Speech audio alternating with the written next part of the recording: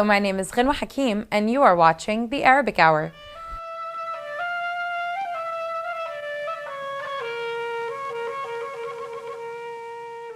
On today's program, we bring you coverage of a report back talk entitled, What's Ahead for the War on Syria?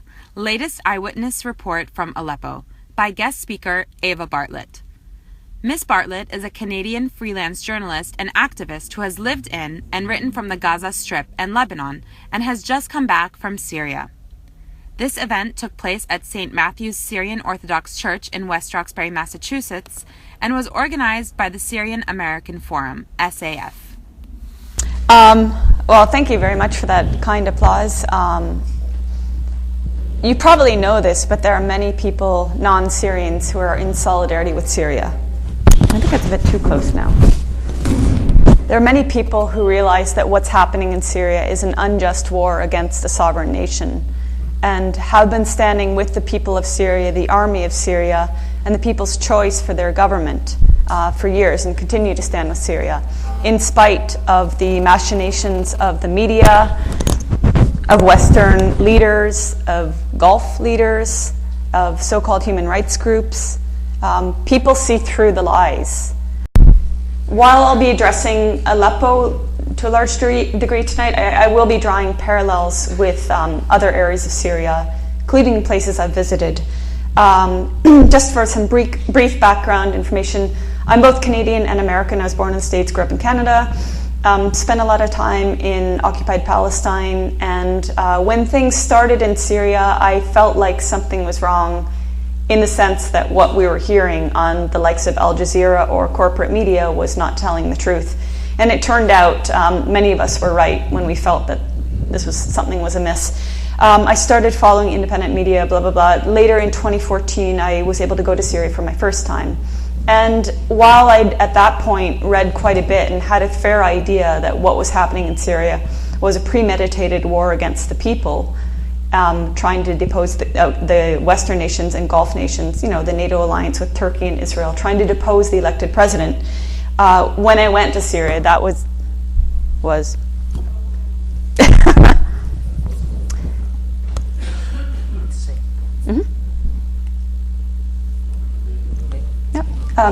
when I went to Syria, that's exactly what I heard from people. I've since been back 5 more times, so 6 times in total. I applied for visas and waited and paid for the visas, and I just make that point always because there are some people who refuse to hear the truth about Syria, and they look for any means to try to discredit one who speaks truth about Syria. And one of those means is to say, you're being paid by Russia, you're being paid by Syria, and that's not the case.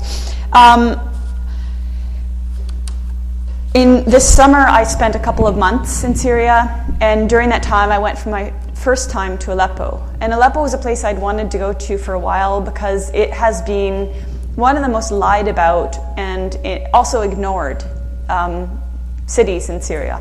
And I say ignored because while you will find Aleppo in the media, usually they're talking about eastern areas of Aleppo that were occupied by terrorist factions. And at this point, I might just pause and say, were occupied by terrorist factions. Because as you're aware,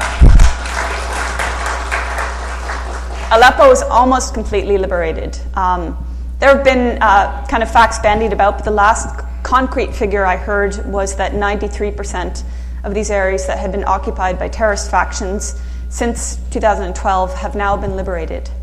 And so this means that peace will eventually be coming to Aleppo. And I have to note, on that note, just today I got a message from a friend of mine, Pierre, a French man who's living in Aleppo and doing extraordinary humanitarian work there.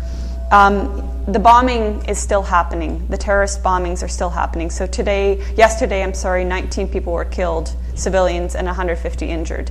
And this is the type of thing that's been happening for years to deaf ears in Western leadership, so-called human rights groups, and the media. You're probably all pretty aware of the dynamics of Aleppo. It's the second largest city in Syria. It was the industrial hub. And it didn't immediately, the people of Aleppo pretty much rejected this so-called revolution and went about their lives and supported the government. And then the hell of the Western foisted revolution came to Aleppo in 2012. And with it came a series of kidnappings of people, of the destruction of the industry, both destruction of factories and theft of factories, thanks to Turkey's Erdogan, who basically just opened the highway, opened the gates, probably instigated the theft, certainly allowed large machinery to be trucked from Aleppo and into Turkey, depriving the people of Aleppo of their industries. So this was a major hit against Aleppo's economy and Syria's economy.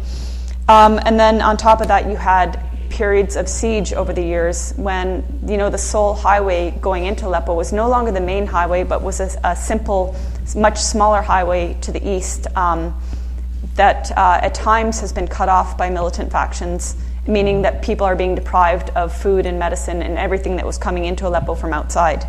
So this is a notable point because Western media, corporate media, only talks about sieges, blaming the Syrian army and government.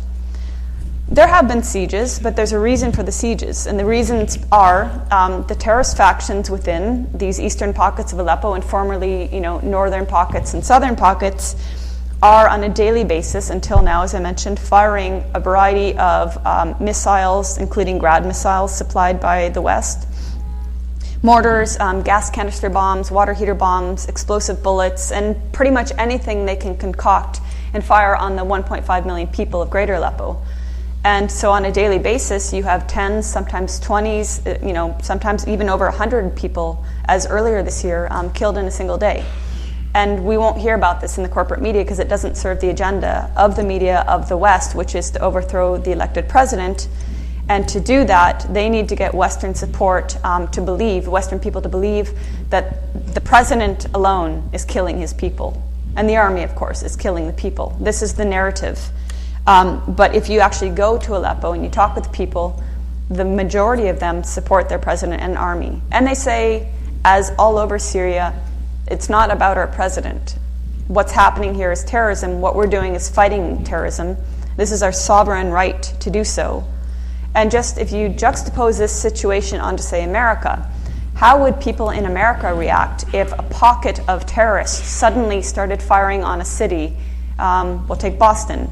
I don't know the neighborhood of Boston, but if there's an area that was inhabited by militants or extremists and they started firing on the city, definitely they would be eliminated by whatever special forces you have in America, right? I mean, it's clear. But when it comes to Syria, and you have terrorists coming from over 100 nations over the years, and attacking and slaughtering and beheading and mutilating and destroying, somehow the Syrian people are supposedly at fault for defending themselves. This is how the Western narrative has gone. So I think another important point is that the Syrian army is not Assad's army, it's the Syrian army. The Syrian Arab army is its formal name. And they are not the only ones defending Syria. There are local defenders. You take Ma'lula. Ma'lula, local Christians took up arms to defend against extremists the West was funding and supporting. And Ma'lula, as I'm sure you're all aware, is an ancient and historic town that was devastated by 8 months of occupation and destruction by these terrorists. And we're told until now, by the likes of Democracy Now!, by the likes of New York Times, we're told that these are freedom fighters, that these are bringing people democracy and freedom. And every Syrian I've met has said, what democracy is this that destroys our heritage and murders our people and imprisons our people? With regard to Aleppo, in addition to the daily bombings and the theft of the factories and the sieges, there have been a variety of lies told about Aleppo, and I've already touched on them. The lies that the army is killing its people or that the government is killing its people. Another main lie told about Aleppo and other areas in Syria before, which are now completely forgotten because they no longer serve the purpose of the regime changers, is the myth that the government is starving its people. However,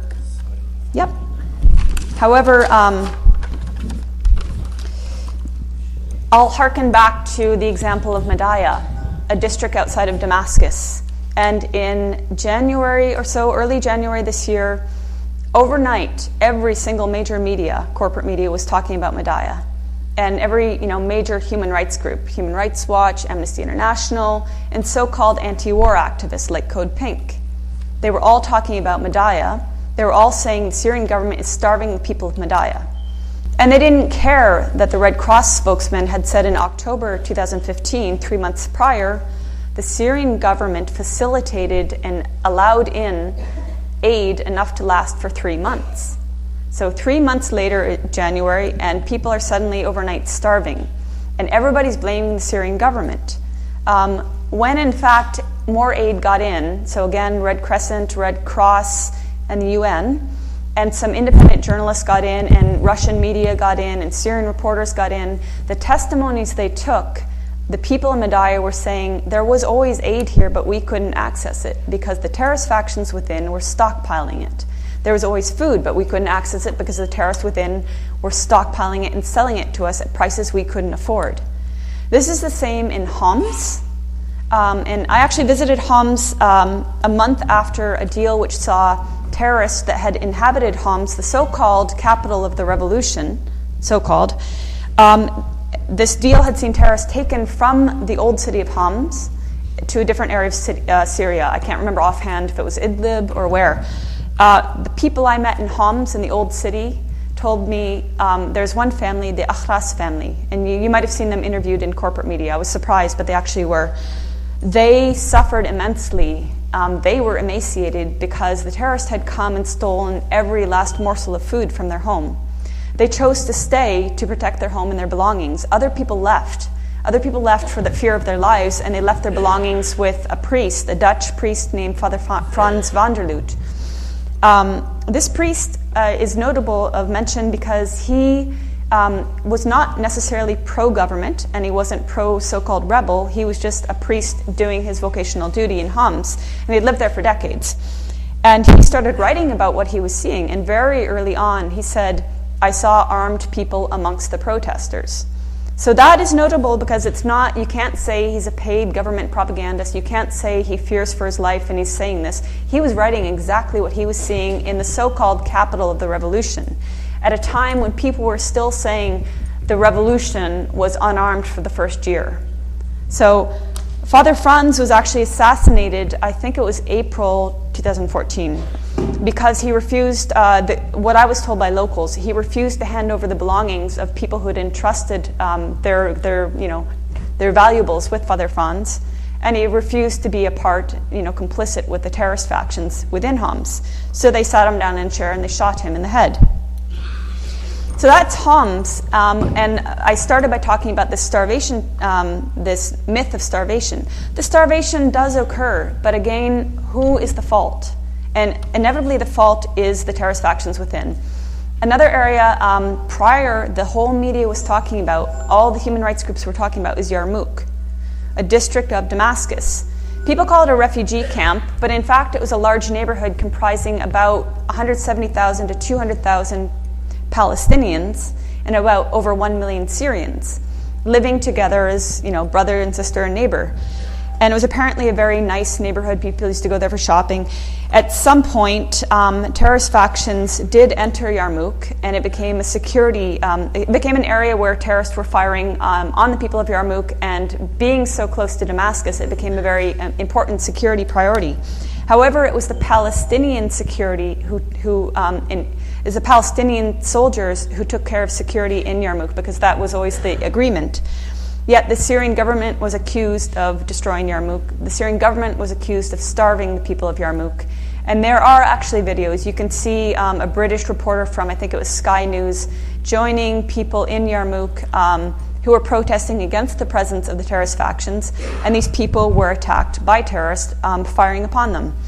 There are other things that you can find online that the Red Cross said they were trying to send aid into Yarmouk, but the terrorists prevented it. So the same scenario has played out throughout Syria. If we fast forward to September of this year, there was a ceasefire, which the Syrians agreed to and the Russians agreed to, and the Syrians and the Russians adhered to.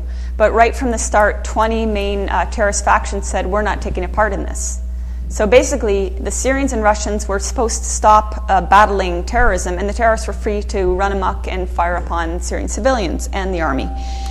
By the end of the ceasefire, the Russian Center for, I'd have to remember the name, in Hamaimim, I'm forgetting the name right now, I want to say reconciliation, Anyway, the Russians documented over 300 ceasefire violations by the terrorist factions. At the beginning of this ceasefire, the terrorists actually came out and protested and said, we don't want food aid to come into here. We don't want food, we want weapons. Meanwhile, it's the Syrian government who's accused of starving people in eastern areas of Aleppo.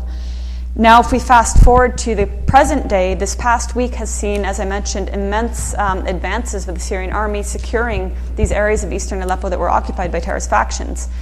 And there's so much photo and video documentation, testimonies of people saying exactly what people in Madaya said and Yarmouk said, the terrorists stole our food. And there's also, you can see videos online of actual buildings where you can find stockpiles of medicine that were being deprived, the people were being deprived of. The terrorists had control of it. Stockpiles of food, stockpiles of weapons, stockpiles of chemicals used to make chemical weapons and fire upon the people in the army. The myths that the Western media, the human rights groups, the Western leadership have used also, so in addition to killing their people, starving their people, the media has said that for some reason the government wants to destroy its own hospitals.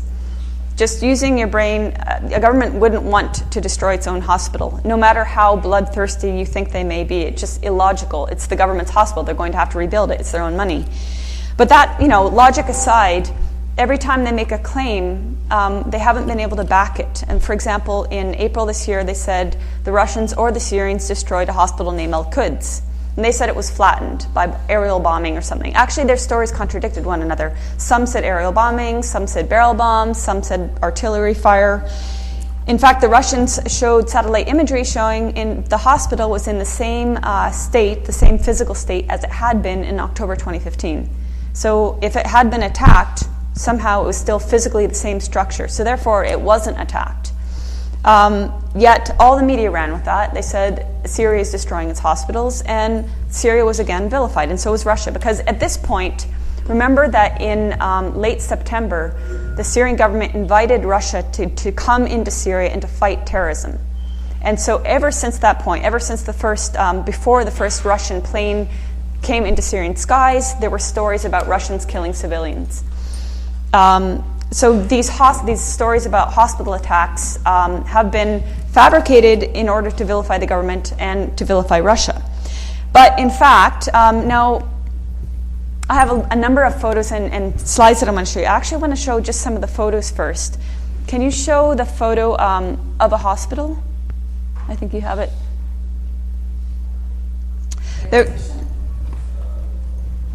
There, on May 3rd, the maternity hospital in Greater Aleppo, its name is Dabit. It was, see which number that would be.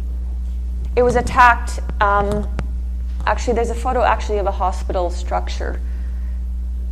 There we go. That's the Dabit hospital. Now, terrorists fired a rocket which landed on a parked car outside the hospital, which exploded and exploded two neighboring cars and gutted the hospital and killed 3 women inside. Media didn't talk about this, even though 3 women were killed, and the media was always talking about last hospitals and last maternity hospitals and last pediatricians.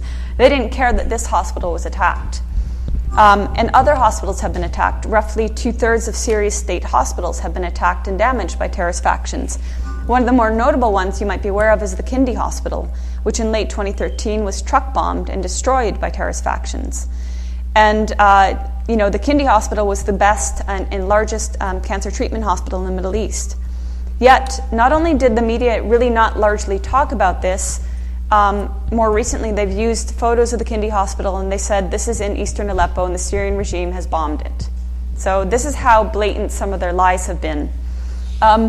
Other lies, as I mentioned, have contradicted one another, some days saying there's only 10 doctors left, some days saying there's 17 doctors left. This whole last doctor, last clown, absurdly enough, was one of the more recent ones. These are meant to pull on heartstrings of people outside who aren't closely following the lies of the corporate media. So they hear this and they think, oh my God, we need to do something. And always the answers of these complicit human rights groups and complicit so-called anti-war groups and complicit so-called independent media Democracy Now!, the call to do something is answered with no-fly zone. Absurdly, even after the example of Libya, which has been destroyed by such a no-fly zone and Western bombing, Absurdly, people are expected to believe that a no-fly zone in Syria is going to bring peace. It's absolutely not going to bring peace. What Syrians want is an end to the terrorism. Can you show that clip now of the woman? I want to show you. Here in Aleppo, we face this every day. Here in Aleppo, we face bombs every day. But we have very power to live here, and we have how can I express for you the feeling? We can't leave our city here. We can't leave our city for these people which they want to take our land, which they come from out of our country. They want to kill us. They want to take our country. We can't leave this. Really, I can't hold any arms to fight with army or something else. But I can fight when I stay in my home, when I stay in my city, when I try to change anything bad. But as you see, the situation is very bad. You can't take arms, but do you support the army? I support the army because he defend for our country. Now we're in the university area where there's residences for displaced people. Are you living here? No. No? No. I'm living in a place which you can call it in the face of this which Al-Nusra. My home in the face of the building of them. What area? Sit الدولي. Alhamdulillah Salame. Allah يسلمك. Every day, some children they killed by sniper. Every day, a lot of people killed by bombs. Every day by Jarrat al-Ghaz. Every day, but we're still there and we're still living there, and we want to live there. We don't want to leave our country because these people are not Syrian.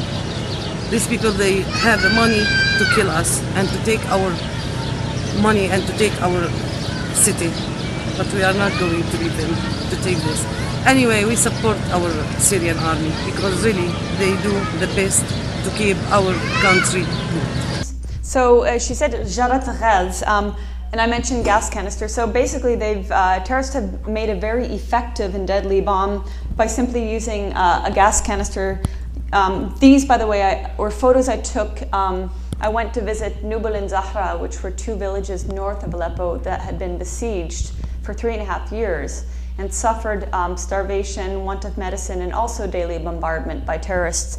And in between Aleppo and Nubal and Zahra, to the north and west slightly, the countryside was littered with these gas canisters.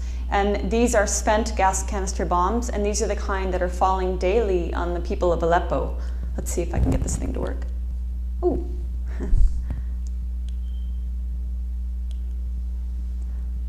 That's actually in the district of Lebanon, which is in the north of Aleppo, and it was an industrial district which I visited twice. And actually Lebanon was occupied among terrorist factions by the so-called FSA. And the FSA, the West likes to make them out to be moderates because according to Western logic, only al-Nusra, al-Qaeda, and ISIS are terrorists, according to them. But we know that the FSA has been as barbaric and heinous, barbaric to use Samantha Power's word, and heinous as ISIS and Nusra, as have Ahrar al-Sham and Nuruddin Zinki and other terrorist factions. Let's see. So this was in July, my first visit to Aleppo. There was some sort of bomb. I don't actually know if it was a gas canister or a water heater bomb, but it hit the train station in Mahatat Baghdad, and it was about half a kilometer away. And then maybe 10 minutes later, roughly from here to that wall, so 10, 15 meters, I'm Canadian, I'm sorry, and an explosive bullet landed not far away. Explosive bullets may not create as much physical damage, but obviously if they land on you, they will kill you. This one landed far enough away and it had already exploded in the air, it didn't do any damage, but a day later, one hit the mother of a dear friend and she was killed. These are the types of things you aren't hearing about unless you're seeking out, from friends in Syria, from Syrian media sources or trusted independent sources. This bench, actually not exactly this bench, it would have been one to the right. This is in one of Aleppo's main parks. And I remember after my first July visit, I remember reading that there had been a woman killed, and she was sitting on the bench with another woman and a child. And it was a Friday afternoon, and terrorists basically fired rockets throughout the city, and one of the rockets landed right near where they were sitting. And there's a ghastly picture showing the two women and the child draped on the bench, murdered by this. And they're in a public park, and I think one thing to note about the park is that, you know, in summertime in Syria, it's obviously very hot. Many of the displaced people that have fled terrorist areas are staying in very cramped quarters with relatives or in shelters. And so they go to the parks during the day to escape the heat and to change, you know, the mentality. So they're in a park, they've already fled terrorist areas, and even in the park they're targeted. So I was asking security, this is one of the, you can kind of get a sense of how big this is. This is from one of the mortars or gas canisters or missiles. The park was littered with holes like this, and I asked the security there, and they estimated at least 40 in the last few years have hit the park. Just to give you a sense of how a place which should be, you know, safe and children are playing there is targeted. Now this is in the university hospital. This boy was injured, you can't really see in this photo, but he was injured by sniping, which went through his stomach. And I believe he was standing, if I remember correctly, near the water tank, either outside or on his house. But the point was he was at home and he was sniped by one of the terrorist factions who were bringing freedom and democracy to Syria. This woman was one of people who were injured on November 3rd. Now on November 3rd, I was in Aleppo there was a delegation of Western journalists from New York Times, LA Times, BBC, and then some other independents. I'm not sure all the papers they were with. On November 3rd, we were meeting with the director of Razi Hospital, Dr. Mohammed Batih, and he was telling us about the state of hospitals in Aleppo. He said 20 of 40 hospitals in Aleppo are functioning. He mentioned the effect of Western sanctions on, and everywhere I went, I asked about the effects of the criminal Western sanctions on Syria. He said, you know, because of the sanctions, you can't get replacement part for vital hospital equipment. And you can't even get technicians because a lot of the equipment is from Europe. And he was also talking about other things they were lacking due to the sanctions. For example, you know, the issue of chemical weapons. Just to get on a side note here, Syria has been accused over and over again, falsely, of using chemical weapons against civilians. One of the more notable ones was in 2013.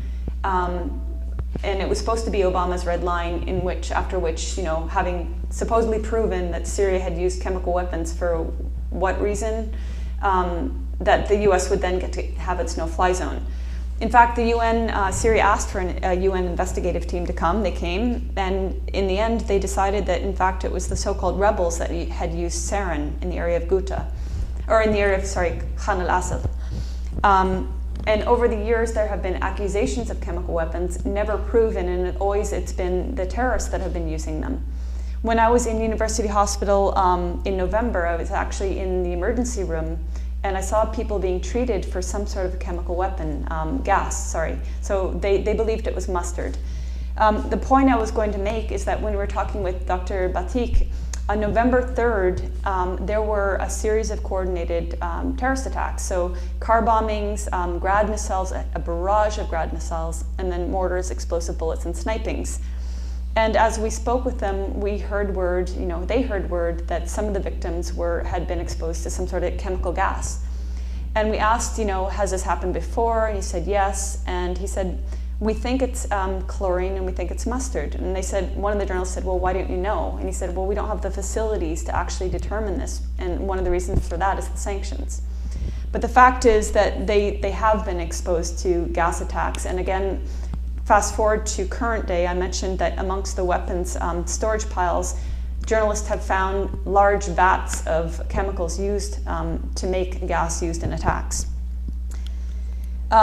Now, on November 3rd, this was in the Razi hospital, and this woman was devastated because her only son had been critically injured, and she kept shrieking for somebody to do something, and kept shrieking that it was her only son. And, you know, she's obviously in immense grief. That day, as we stood outside the hospital, the ambulances and vehicles kept rolling in with more maimed people, maimed women, some soldiers, The hospitals generally only treat civilians. There are military hospitals, but the attacks on soldiers that day had been so immense that some were coming to the civilian hospitals as well. But the majority were civilians, and by the end of the day, 18 civilians were killed and over 200 injured. And after some hours, or even less than some hours, after an hour, we learned that her son actually had died of his critical injuries. I'm sorry, I usually like to give a warning. Go back. The next couple of photos are a bit graphic. These are people. We went to the morgue around the side of the hospital at Razi, and bodies were brought in. And the point I'd like to make is this is graphic, and you won't see it in our media, not necessarily because it's graphic, but because this is the reality.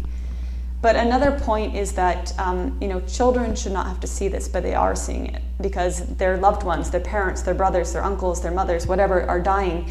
And as we were standing there at the morgue, and there was a group of women and children, mourning their uncle or father or husband, these bodies were brought in and brought into the morgue. So these kids are just standing there and being exposed to this, and this is another aspect, the psychological war on people in Syria.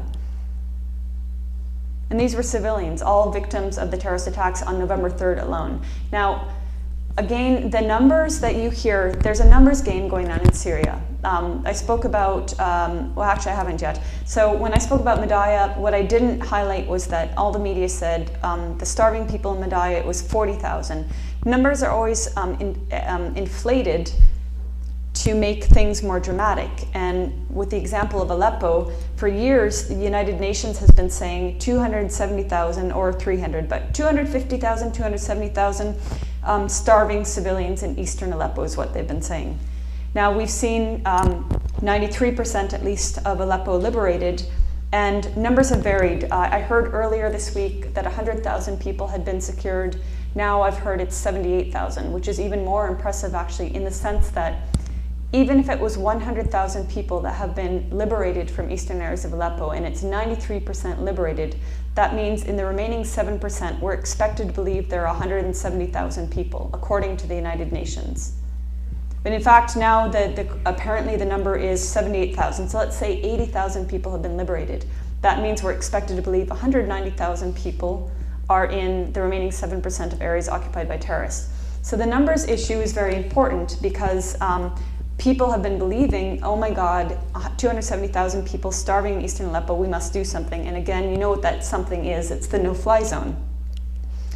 On November 4th, we went to the Castella Road. We went to, there are 8 humanitarian crossings that were opened in October and then again on November 4th. The idea with these crossings was that, yes, there is a military siege on the terrorists in eastern areas of Aleppo. And the reason is they want to trap the terrorists, get the terrorists to lay down their weapons. They want to put an end to the terrorist bombardment of civilian areas. And the government and the Russians were giving as much opportunities as they could to enable civilians to leave, also militants to leave. There were crossings that were for militants. If they wanted safe passage to Idlib, they would be guaranteed safe passage to go join terrorists in Idlib. If they wanted to take the amnesty and join the reconciliation process, which thousands of militants have done, they had that option. And if civilians wanted to leave, in theory they had that option, but the fact has been the terrorist factions within have prevented civilians from leaving. And again, you can find ample documentation of this online, of terrorists firing on civilians. And in this case, in the morning we went to the Bustan al-Qasr crossing, which is near the old city of Aleppo. And we're there for a bit and nobody came out. And by the end of the day, nobody also had left. And we went to the Castella Road humanitarian crossing, which is kind of the north of the city. And Castella Road was the way I entered Aleppo in August. When we were there on November 4th at the crossing, there were about 10 ambulances there.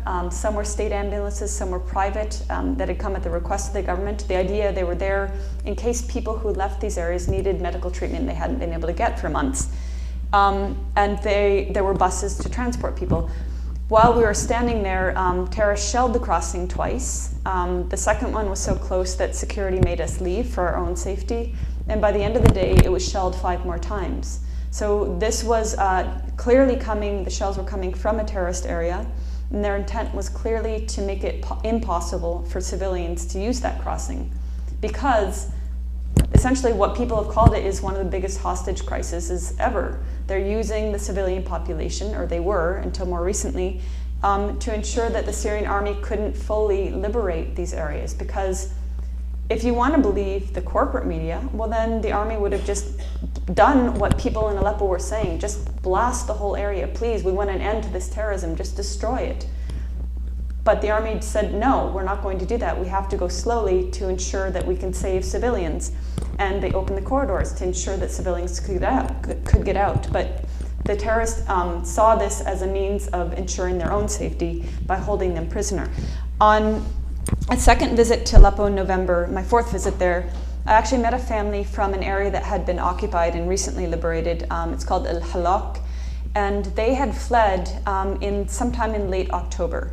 I met them on November 10th, and they told me basically they had tried twice prior to leave, and the terrorists had forced them to stay. They hadn't let them leave. And I asked them, why do they want to leave? Obviously, they said the same things we're hearing. We had no food. We couldn't afford the food that the terrorists were selling at prices that were, half our salaries, if we even have a salary. And they wouldn't sell them meat, only rice and barley. So they wanted to leave to improve their life, to be able to get medical care and to get away from the terrorists. Now, I've said that 93% of the areas are liberated, so if you are following this and you're looking online, there are so many testimonies saying exactly that. And yet, this corporate media, again, Democracy Now!, New York Times, and British media, are insisting that people who have fled terrorists and come to the safety of government-secured Aleppo, they're twisting the story. They're saying they're fleeing from the Syrian army, or they're saying they're manufacturing stories, even though there's so many testimonies to say the contrary. That was the shelling that occurred on Castella Road. This is the man that I interviewed. At the time, he said he didn't want to show his face because his brother was still in eastern Aleppo, or eastern areas of Aleppo occupied, and his brother hadn't been able to leave, so he was worried about his safety, so he didn't want to identify himself. And now I'm going to make this point. When I talk about media sources, sometimes it's acceptable to say, Abu Shuzmo, they don't want to say their actual name for security reasons. And this is one instance of that. But what the corporate media has done in their attempts to paint a different image of Aleppo and Syria in general is to consistently cite unnamed sources. Every time, unnamed sources, unnamed activists.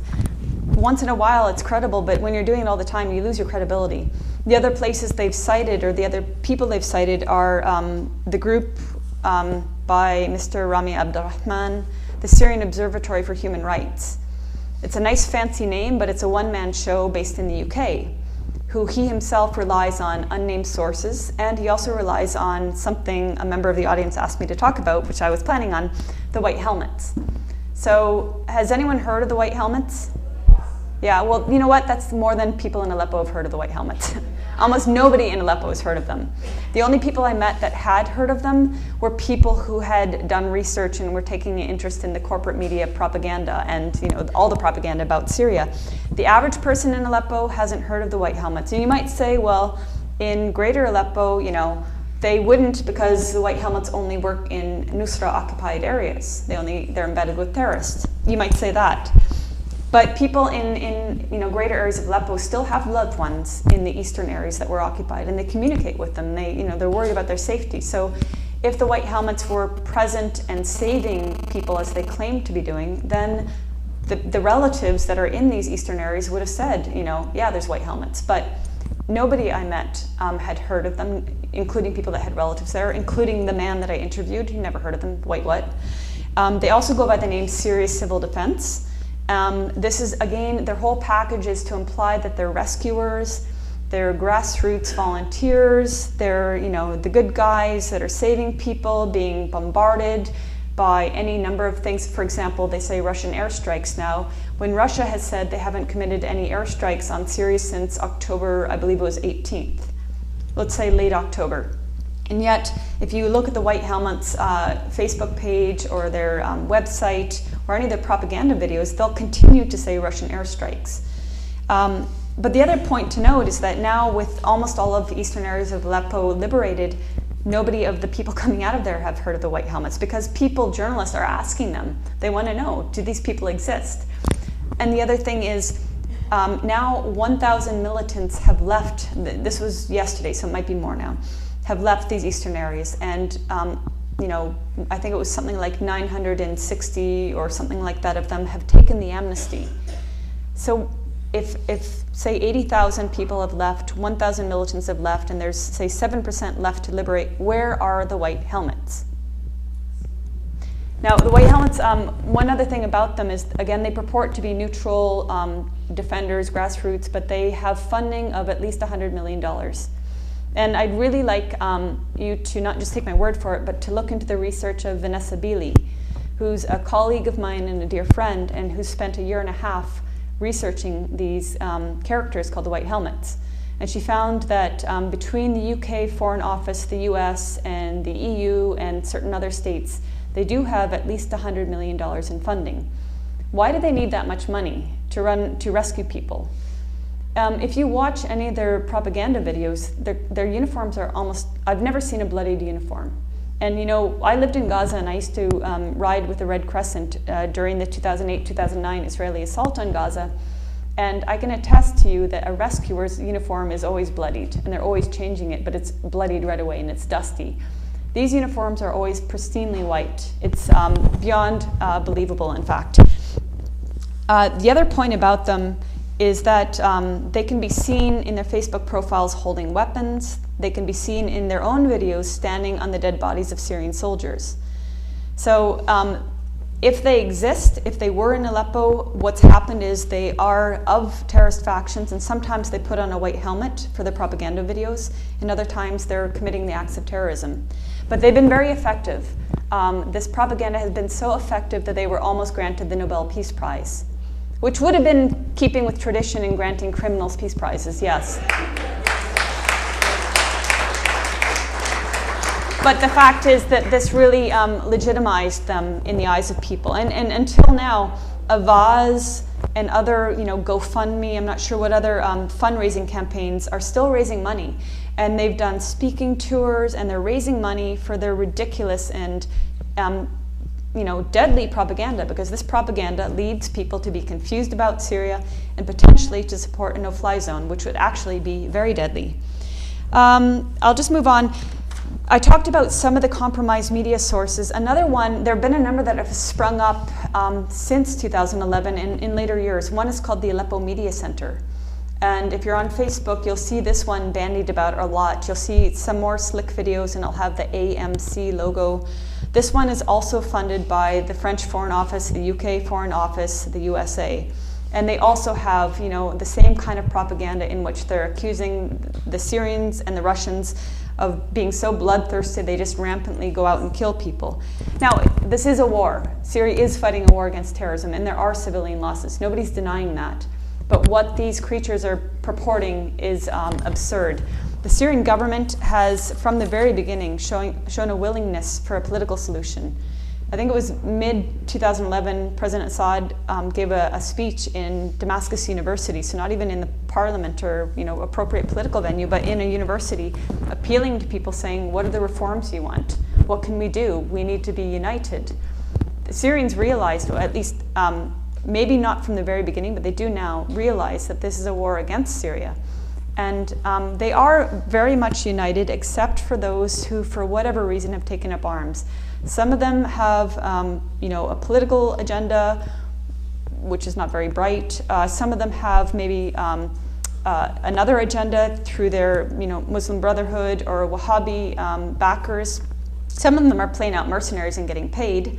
Some of them have been forced into it. And it's actually, I believe, the ones that have laid down their weapons over the years and taken the amnesty, the reconciliation, probably these are the people that have been either forced into it, maybe thought they could be someone powerful and important, but realized, they're not going to achieve whatever goals they thought they had, or realize that this is a chance for them to escape from the hell of being a mercenary. Others continue to absurdly state, and other people continue to absurdly state that there was a revolution ever in Syria, and that they continue to state that exists now.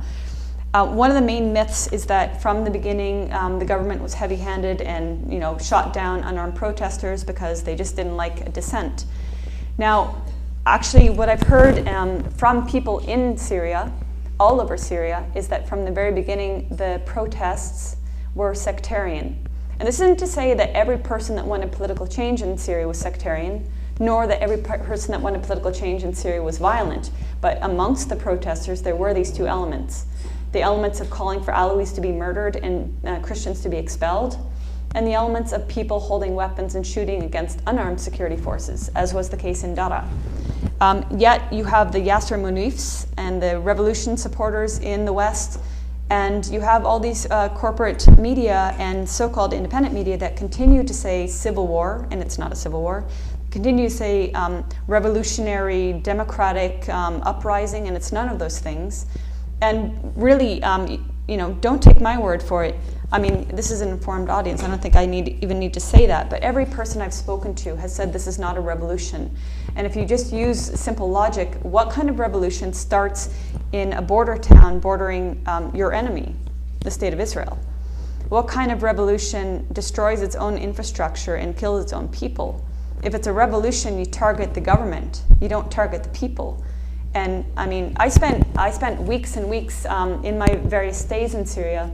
When I wasn't traveling around the country, I stayed in the old city, mostly in the East Gate, Bab Sharki, or in Bab Tuma, Thomas Gate. And in 2014 and 15, the mortars being fired from Jobar and Ghouta were intense. And they still are firing. It's not quite as heavy, but again, why are they firing on civilian areas? Why are they hitting schools? What kind of revolution does this? They say it's to punish people for supporting the government, but that's not a revolutionary act. It's clear that what's happening in Syria has nothing to do about human rights, and it's clear that all the crocodile tears of the West have nothing to do with human rights. And even earlier this week, a representative of Canada at the United Nations introduced legislation in the General Assembly to basically vilify Syria and Russia, because a few days prior, in the Security Council, Russia and China had vetoed a resolution calling for another ceasefire. Now, I mentioned how the September ceasefire was violated at least 300 times by terrorist factions who refused to participate in it. It was also violated by the US-led coalition, which attacked an army position in Deir ez-Zor, killing at least 83 soldiers in an attack that lasted almost 1 hour, and which enabled ISIS to take over. And this is not the first time US coalition activities in Syria and bombings in Syria and blind eyes in Syria have allowed ISIS to take over. We have Palmyra as an example, and repeated accidental airdrops of supplies to ISIS. So this resolution that Canada introduced and that was unfortunately passed in the GA, I met with Ambassador Al-Jafri earlier this week, and he made some, he always makes good points. He's a very articulate spokesperson for Syria.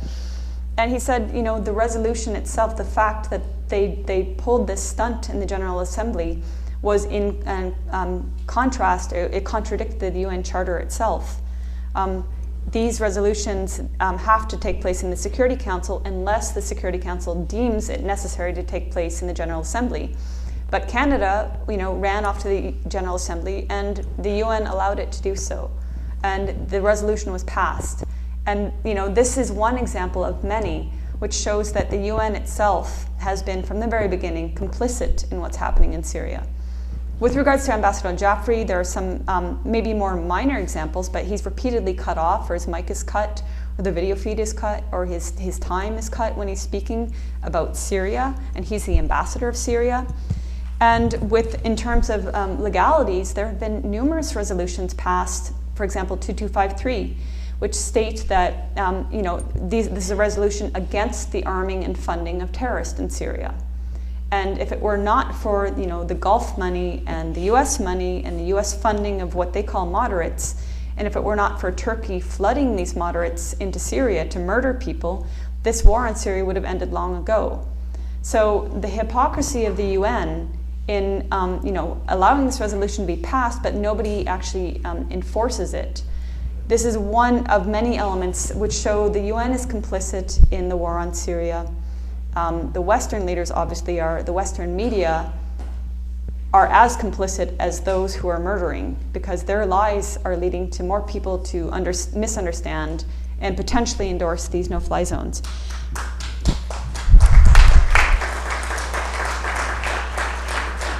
I'll wrap it up, but I do just want to note a couple more things. I mentioned displaced people in Aleppo, and I don't think I need to really explain it to this crowd, but our media always talks about refugees. Yes, there are 4 or 5 million refugees that have left Syria for varying reasons. Some have left because they are against the government. Some have left because they're in areas where terrorists occupied and they fled. Some have left for economic reasons. Many have left for, hundreds of thousands have left for economic reasons. The sanctions and the war in Syria has devastated the economy. And in months I've spent throughout Lebanon, I've met many of these people who left Syria. They want to go back, they long to go back, but they need to support their family.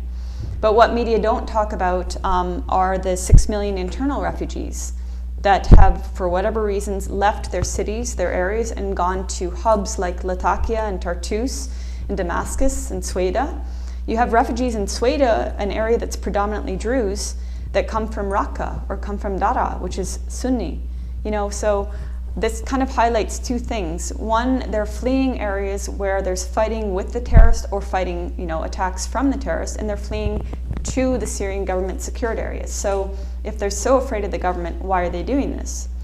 And the other point is it just shows how much unity there is in Syria and how much non-sectarianism there is in Syria. Every person I met identifies themselves as a Sunni. Before they, if I press them, then they'll say what their faith is. But this sectarianism has been sent by Saudis, by the Muslim Brotherhood, and by the West and Turkey. And unfortunately, our media tries to paint what's happening in Syria as a Sunni Shia thing, or Sunnis against Alawis, or Sunnis against the Alawi government. This is all nonsense. Syria is a very pluralistic society, and Syrians that I've met, again, throughout Syria, are very proud of the fact that they celebrate their neighbors' faiths, and they share holidays, and they intermarry. So this issue of sectarianism and the issue of internal refugees fleeing to government-secured areas and being provided shelter and food and medical care, etc., is very important, and it's not talked about in the corporate media. Just as the sanctions are not talked about and the sanctions need to end, and just as the overwhelming will of the people of Syria is not talked about. And that will, from what I've experienced, from what other people who have traveled to Syria have experienced, and from what is shown in the fact that when they held elections, they voted for their president. The will that I've seen and that I believe is that the Syrian people support their president and support their army, and they've said this is not about Assad. Again, we want political change, we want reforms. There have been reforms, we want more reforms, but everything that's happening in Syria isn't about Assad, it isn't about human rights. And they say, please tell the truth when you go there, back to your country. Please tell them that the terrorists are killing us. Tell them that we just want everything to go back to how it was. They've said this so much. بدنا إنه سوريا يرجع مثل ما كان.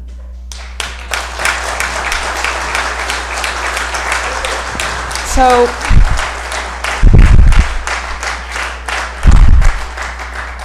what I'm trying to do, I think that you all know all these facts, so what I'm trying to do is share. I have so many photos and so many videos. I haven't even scratched the surface of things I've seen in Homs, many visits to Homs, to Zahra, which have been plagued by terrorism, to Jebele, to Tartus, where the terrorist sites bombings occurred in May this year.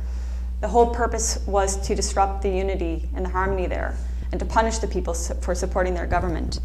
I'm very ashamed to be from two countries, Canada and America, that are warring against Syria. And I'm very sorry for the loss of lives in Syria and the destruction of your country, because I know there's many Syrians in the audience. And I pray that Aleppo and other cities in Syria are going to be liberated. And above all, I pray in my way that the West stops its dirty regime change game, because it's killing your people, and it's utterly shameful, and it's utterly shameful that people still support this nonsense. Thank you. That was coverage of our report back talk entitled What's Ahead for the War on Syria? Latest Eyewitness Report from Aleppo by guest speaker Eva Bartlett. Stay tuned, there's more to come after this short program ID.